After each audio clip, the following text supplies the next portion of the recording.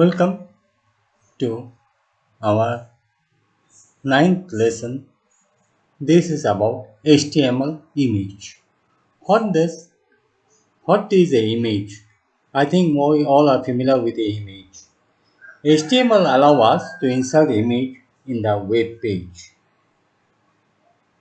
We have to use some tag and attribute to insert the image. One more thing, HTML image is an inline attribute.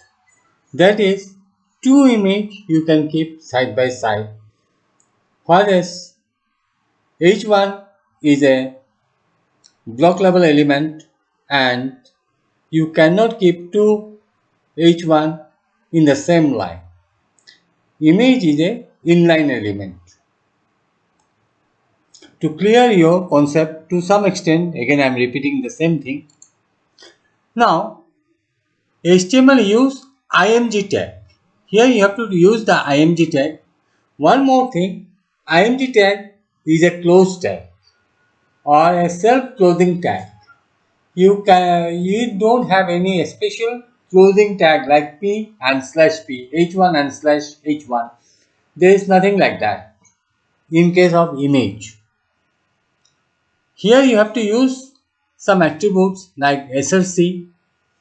Then you can specify width, height and alt attributes. Src means source, from where the image will come. img is the tag that specifies that is the image tag, and src will specify the path from where you are going to show the image or where your image is still there. The image can be on the website also or on some other websites or in anywhere in your local machines whatsoever. And height and width you can specify. Basically every image have its own height and width, but if you want to change that height and width, you can use the height and width attributes. Then there is one important alt attribute. Alt attribute will specify will display some text if the image don't appear due to any of the reason. Suppose the name of the image has been changed or the path of the image has been changed and it cannot locate the image. That time instead of the image, that particular text will come that is there within the alt tag. So I'll better show you in the code editor.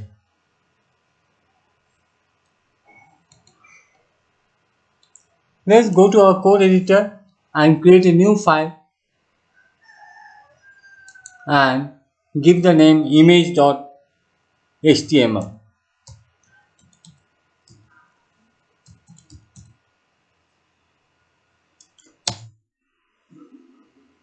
This is again a blank file. Similarly, we have to write the same tag, same text and get the content. You can change here if your title if you want, say.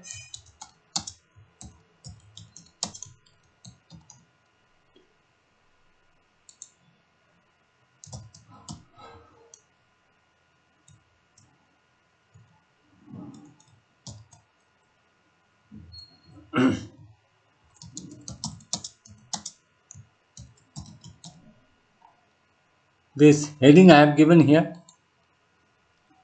and now we are going to use the img tag.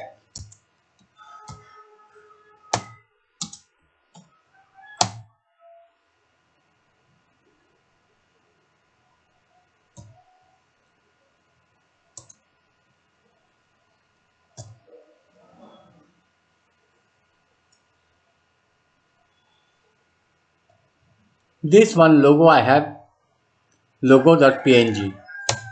The image extension can be .png, .jpg, which you can use as an image in the web page, and you don't have to give any closing tag.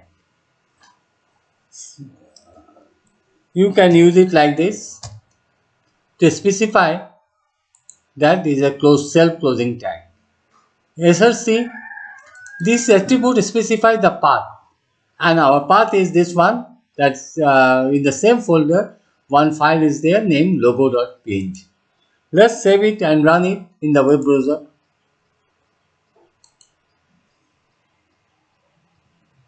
There you are. If you want to make it smaller than this, then you can specify the height and width. Let's give only height, say 50. It will come 50 pixels and save it and see. This is the image. You can give the width also.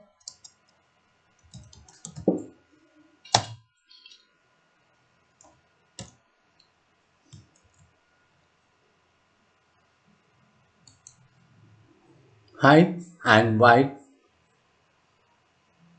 And if you give only height or only width, then proportionately, if you give only height, proportionately width will be adjusted, and if you give only width, proportionately the height will be adjusted.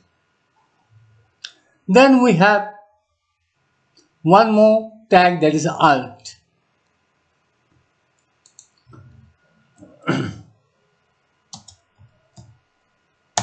Alt, let's say our logo. If you give like this, right now you will not see any difference. Here you cannot see any difference out here. But suppose by mistake we have given the wrong file name. It's not logo.png. Suppose we have given logo1.png, which don't exist. Then what happens? See, our logo. This text will come out here instead of the image. That is why alt tag is important. In any case, the image don't get loaded. That time we have to specify the alt tag, and that text within the alt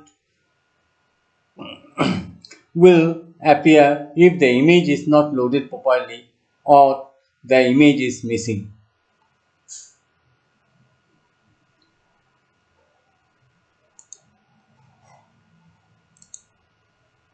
So these are the important attributes: height, width, alt, and the name of SRC. SRC, height, width, alt. I think alt is clear. If the image don't exist, that time the text will appear.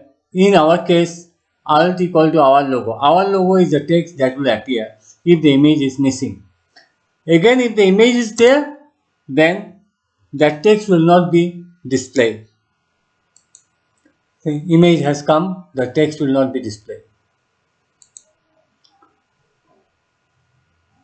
This all about the image that we can do, but many more things we can do with the image. We can give border, we can use many other features, but that all can be done using CSS, and we shall discuss these things when we shall be doing our CSS tutorial. So thank you, and see you in the next lesson, next video very soon. Bye.